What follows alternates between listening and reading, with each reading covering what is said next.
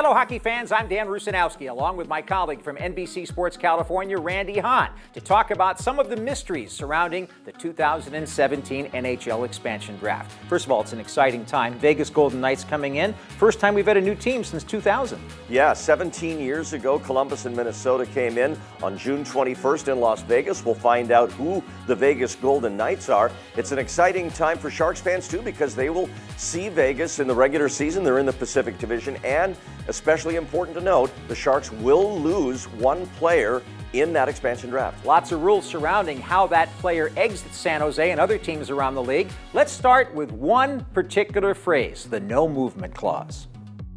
A no-move clause is a negotiated clause in a player's contract, and that prevents that player from involuntarily being relocated, whether by trade, loan, or waiver claim. And any player who has a no-movement clause at the time of the expansion draft must be protected by his team.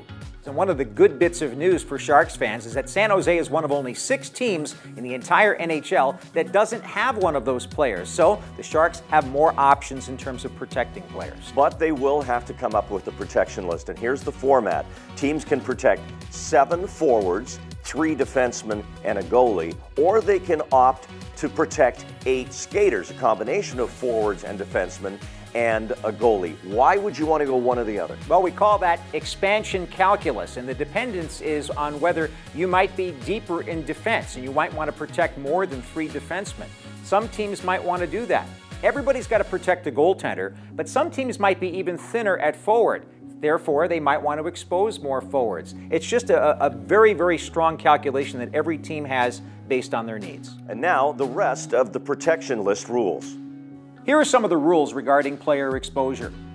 The most important thing to remember is that 1 defenseman and 2 forwards who are under contract in this coming season must be exposed by each team. Also, 1 goaltender who's either under contract or will be a restricted free agent. The rest of the protected list is filled out from there. Also important to note, 1 player from each team in the NHL will become a member of the Las Vegas franchise after this draft is over. So, the Vegas Golden Knights will select a minimum of 14 forwards, 9 defensemen, and 3 goaltenders, and they'll fill out the rest of their roster with the remaining 4 selections that they have in the draft. One other important factor, all first and second year professionals, as well as all unsigned draft choices, will be exempt from selection. While the Sharks will definitely lose a player in the expansion draft, don't worry, they won't lose somebody like Jonas Donskoy, Timo Meier, Marcus Sorensen, Kevin Labanc. Those players aren't eligible for Las Vegas to take in this draft. And you know what, Randy? One of the great things about the way the Sharks have managed their organization is because the San Jose Barracuda of the American Hockey League went to the American Hockey League Calder Cup Conference Final last year, there are a whole bunch of players on that roster that are NHL ready. Not like a lot of other teams. And so, again, if they lose 1 player, only 1, they're going to be able to replace him with the likes of one of their prospects that's already shown he can play in the NHL. 2 key dates to remember. June 17th, that's the deadline for all 30 NHL teams to submit their protected lists.